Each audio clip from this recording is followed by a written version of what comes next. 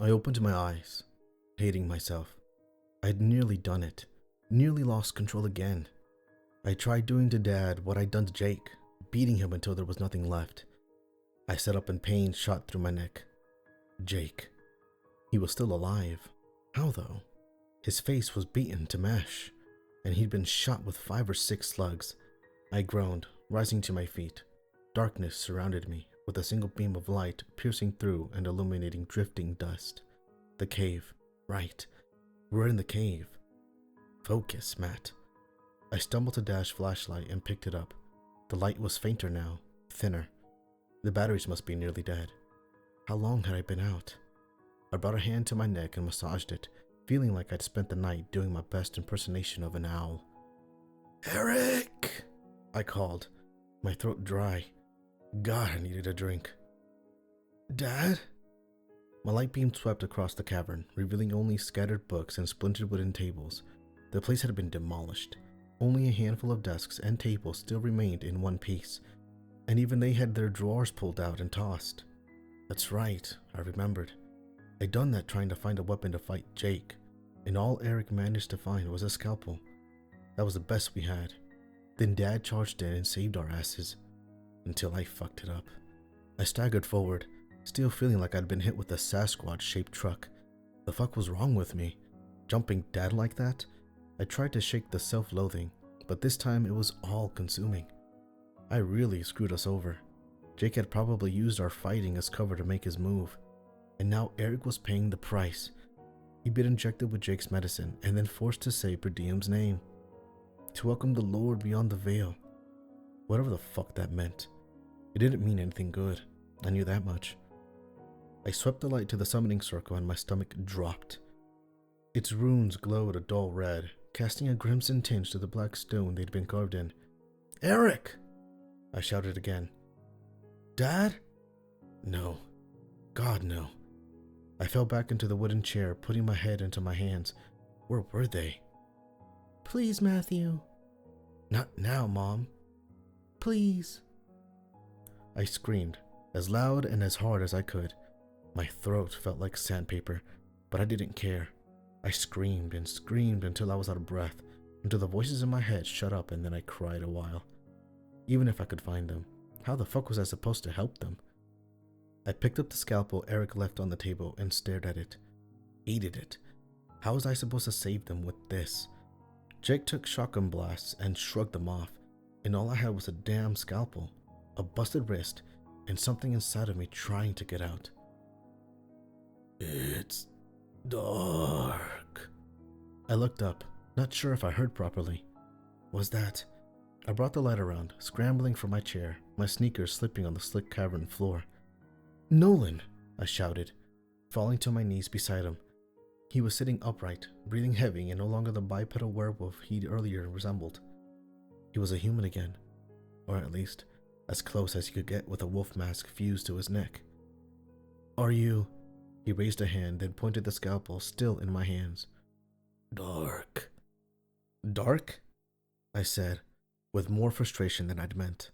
I felt so much angrier here in the mountain, like I was desperate for violence. I swallowed the rage. Breathe. Just breathe. The scalpel, right. He nodded slowly, as if the act was painful in itself. What do you want with it? I said, completely at a loss. I wish you would just say some real words for once. Dark. He brought a finger along his neck, tracing the stitching of the mask. You want me to cut it off of you? The mask? Another slow, pained nod.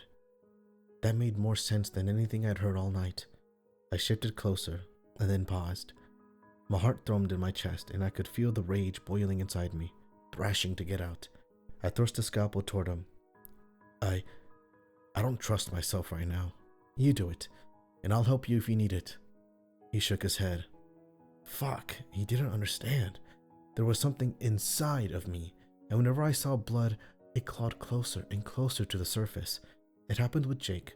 It nearly happened with my own father. I couldn't risk losing control on Nolan, not when he was all I had left.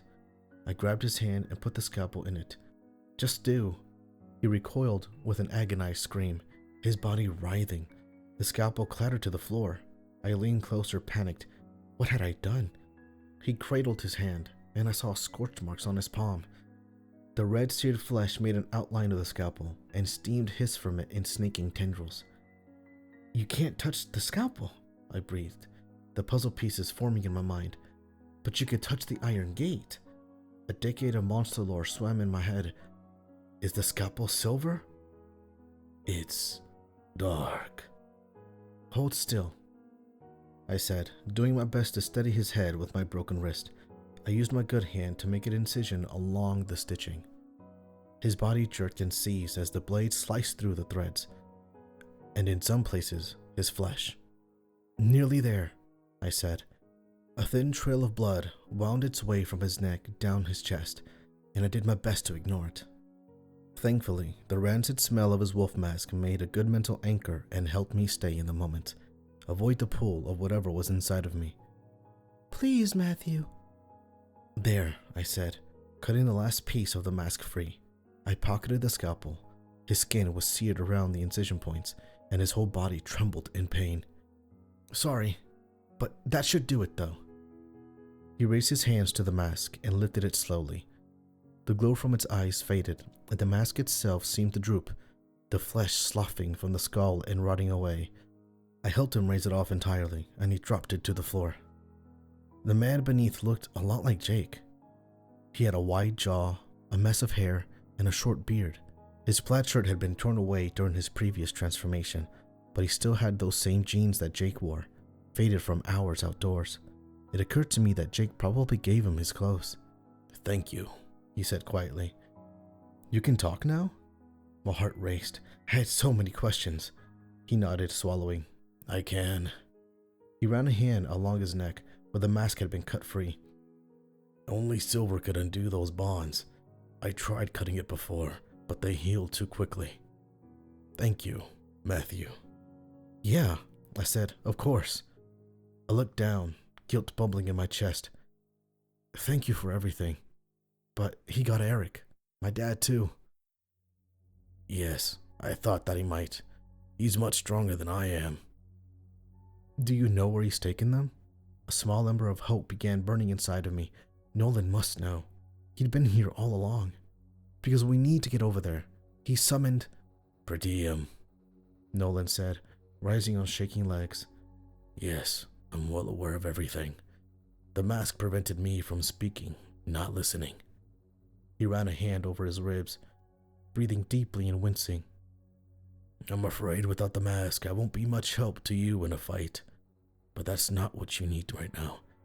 You need information, and I can help you with that. Hand me your light. I did, and he brought it to rest on a broken cabinet in the back corner. That'll be it. He handed the light back to me and limped toward it. I followed. Per diem is powerful, perhaps too powerful to stop, but we may be able to save Eric. And my dad? Nolan didn't answer. Reaching the cabinet, he rested his body against it for a moment, taking several deep breaths. His face looked a great deal more worn than Jake's, with deep lines framing his eyes and a sallowness to his cheekbones. He looked like he was dying. I'll just be a moment, he said, just catching my breath. My brother, he did quite a number on me. He's insane, I said quietly. A question ate at me. I decided I had to ask. It might be my only opportunity to learn the truth. Is this really Grandma's doing? Nolan smiled. Good question. He pulled a book from the shelf and began flipping through its pages. Early in life, my mother was a writer. She loved the paranormal, cryptids, ghosts, and the like. And I was her biggest fan.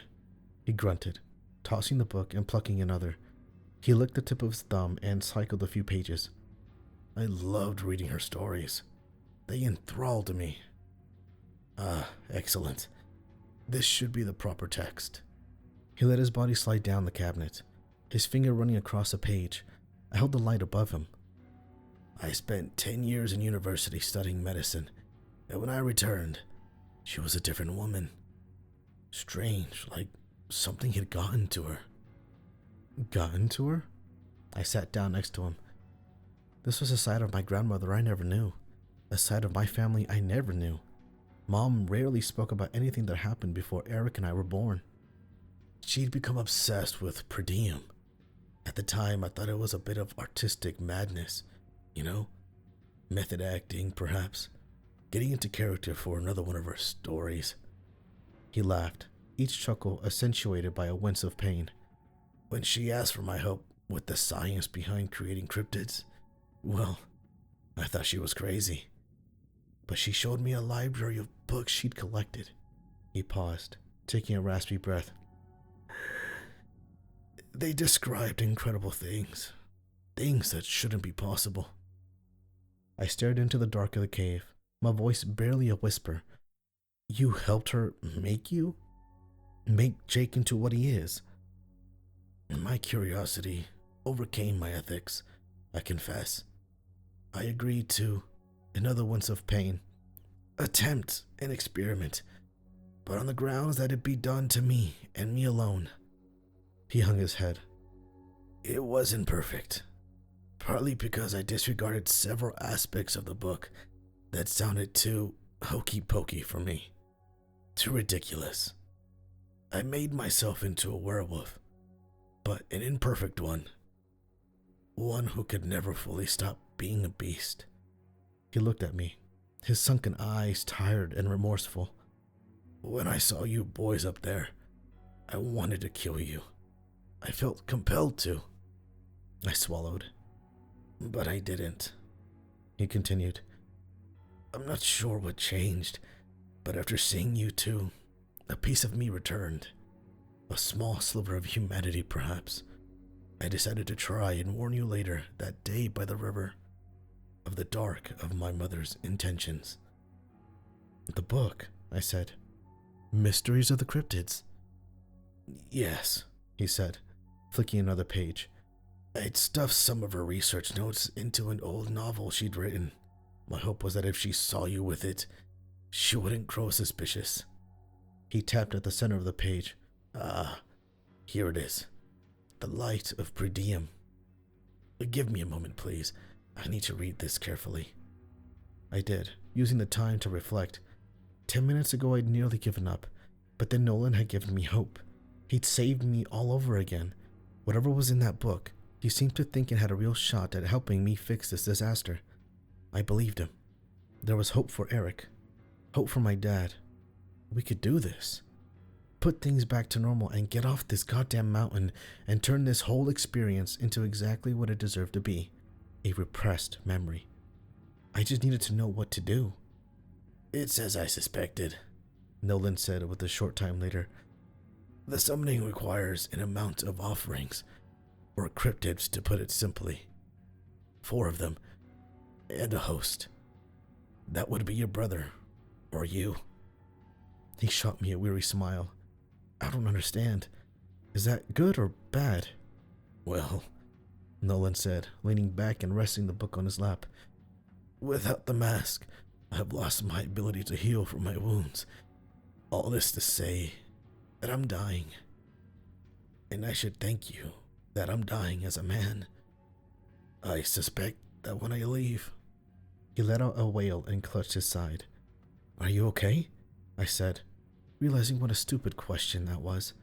Jake had thrown him half the length of a football stadium. His insides were probably damn near mush. Dying, still, he said with a wry grin. But otherwise, as I said, when I leave, his offerings will be 1 short, and Jake's summoning will be unsuccessful. Wait. I stood up, looking at the runes in the ground. I thought they'd already summoned him. Yes, Nolan said. They have. He's on his way. But crossing worlds is not so easy a task, at least according to these old tomes. He patted the book on his lap. I suspect that Jake's taken them to meet the Lord beyond when he arrives. Isn't that here? I said, staring at the summoning circle. Isn't he arriving in that circle? The cabinet creaked as Nolan leaned back against it. His head rested on the cupboard door and he closed his eyes. Think of the circle as a telephone. It's a way of communicating that their terms have been met. Everything I've read about Pretium would indicate him to be a prideful being, one who would be loath to enter this world through a dirty cave. He took a difficult breath. When I die, Jake's terms will be broken. Pretium won't grant him an audience. Great. No Pretium. But that still left one massive problem. Nolan, I said desperately, how do I stop Jake? How do I help our family? Silver. Nolan grimaced. Haven't you been paying attention? He gave me a grim smile. The trouble, of course, is getting the silver into my brother's heart. That's putting it lightly, I muttered. I doubted the scalpel was long enough to even reach his heart. Once my brother realizes, he said slowly, his words spaced by flinches of pain, that the summoning is being prevented by something. He's likely to realize I've passed on. I don't know what happens then. He's unpredictable. At the best of times. He coughed more blood and speckled the book on his lap. What do I do? I said. There wasn't much time left, and there was so much I still didn't know. I can't kill Jake with the scalpel. How do I stop this? His head rolled to the side, looking towards something in the dark of the room. Operating table. Beneath it, my father's dagger. Grandpa's dagger? Eric and I hadn't known much about our late grandfather, only that he had been an archaeologist in his life. I stood, casting a light in the direction Nolan looked. Sure enough, there was an operating table there, though it felt generous to call it such. It was really more of a slab of wood with some leather straps dangling off of it. Is the dagger silver? Nolan nodded. Not much, but it will have to do. Now go get a head start on me. There was one last thing I had to know first. Something important. When I was younger, Grandma gave me some of that serum. Why haven't I changed yet? If she only gave it to you once, it wouldn't be enough. He took a moment to catch his breath. It takes several doses to induce the transformation. Then I'm not a cryptid? He shook his head. I sighed, relieved. That was one terror I could put to rest, at least for now. Thank you, I said quietly. The truth was, I had so much to say and no time to say it. I wanted to tell him that I was sorry for thinking he was a monster, that I was sorry for attacking him with a fire iron, that he had done more for me than he could ever know. But I didn't have time. You're a good man, I said, rising to my feet. Please know that. I hoped it was enough. It was a terrible feeling leaving my uncle to die here, in the cold darkness where his nightmare had been born. But there wasn't any time. When this was finished, I'd come back and pull him out, give him a proper burial. But right now, there were still lives I could save. Lives I needed to save. I made for the exit. Matthew, Nolan wheezed. I paused, turning my ear toward him. Don't listen to the voices. The forest was quiet tonight. No sound of deer, no sound of birds, and not so much as the chirp of crickets. I sprinted to the woods, avoiding the main trails and sticking to the brush. Bramble and nettle clawed at my jacket. Branches hunched low and caught me in the face, and the dirt, wet from the storm, shifted with every step. It didn't matter though. I knew where I needed to be. The cabin was where this had all begun. It was where Jake had ambushed us earlier, and perhaps it was where he intended for all of this to end too. Except this time, I was the one running the ambush. Grandpa's dagger swung at my waist, hanging off my belt and smacking my thigh with every stride. While it was a good deal longer than the scalpel, it certainly wasn't ideal for fighting a 12-foot sasquatch. Still, it was all I had. Truthfully, I doubted a silver broadsword would have made me feel any more confident. I was terrified either way. On the glass half full side of things, it stopped raining. The temperature felt a good deal warmer too, although I suspected that had something to do with me sprinting in a leather jacket. Above though, the storm clouds still loomed, heavy and gray, and they'd shifted enough to mask the moon entirely. The forest was shrouded in near total darkness. Thankfully, Dad had saved my ass again. I brought a hand to my face and adjusted his night vision goggles, seeing a landscape of greens and blacks. Normally I'd be concerned about the lenses drawing attention, but I knew Jake couldn't see, not after I gouged his eyes out. He did, however, seem to be able to smell us. I reared back my head and spat out a mouthful of mud. I rolled around in a puddle of it outside the cave, drenching myself head to toe in muck and grime, and it managed to get absolutely everywhere. Disgusting? Yeah, but maybe enough to mask my scent, at least until I get close enough to stab Jake, or something. Stuff to think about when I got there. Eric was the planner, not me. I operated more on instinct, and I hoped those instincts would serve me better than they had in the cave. All of us were relying on it. It didn't take long to reach the cabin. I slunk along for the last leg of the journey, careful not to make any sounds, since I figured Jake's ears were still in working order. Through the trees, I saw a weak light spilling from one of the windows, though no sign of any movement. I needed to get closer. I glanced about, making sure the area was clear. To my left, there was only Grandma's old spinach patch, and beyond that, the walking trail to the river. Good. To my right, my beat-up car, and the road that led down the mountain. Good. Wait. I focused my goggles down the roadway. Was that a fender? No. That was an entire truck. Its front end jutted out of the bushes a short way down the road. No doubt about it. That was Jake's. I wanted to fist pump the air, but I composed myself. Maybe we didn't need to fight Jake after all. If the three of us could get to his truck, we could almost definitely outrun him. Then we'd just come back in the daylight and deal with things once his transformation had worn off. Perfect, I whispered. First though, I needed to get Eric and Dad. The hard part.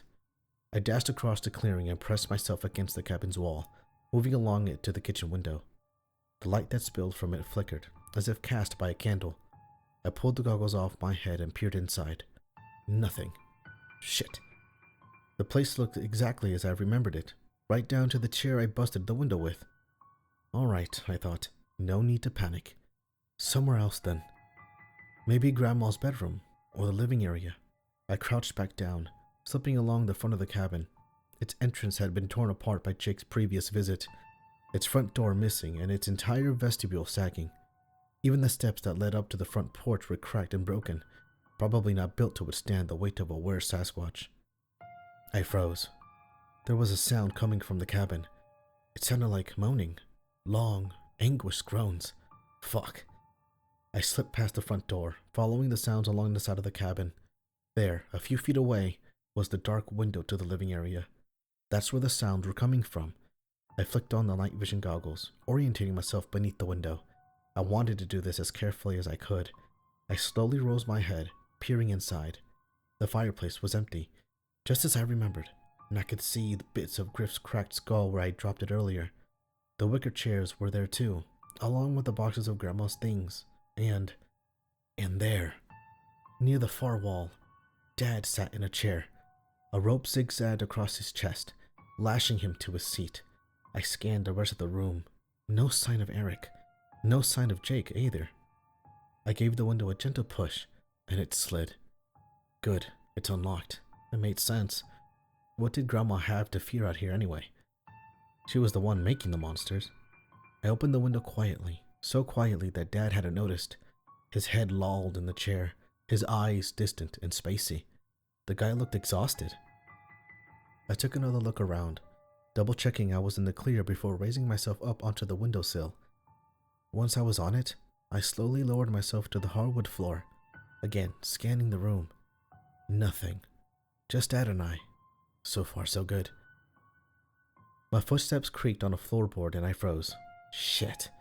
My heart raced. Was Jake here somewhere? Had he heard that? My hand rested on the hilt of the silver dagger instinctually. Please, Matthew. Shake it off. Please. Nothing. Either nobody heard the sound or nobody was here. I made my way to Dad, lifting the goggles off of my eyes. Dad, I whispered, untying the ropes holding him to the chair. Where's Eric? No answer, just groans. He rolled his head down, eyes milky white. Dad! I gave him a few gentle smacks on the face. He looked drunk, Wasted? Seriously, we need to leave now. Another long, low groan. Dad, are you okay? I let the rope drop from my hands, taking a step back. I recognized those eyes. I'd seen them before. I took another step, and something snapped beneath my foot. I looked down. A syringe. 3 of them. No. Matthew. Dad rasps. The river.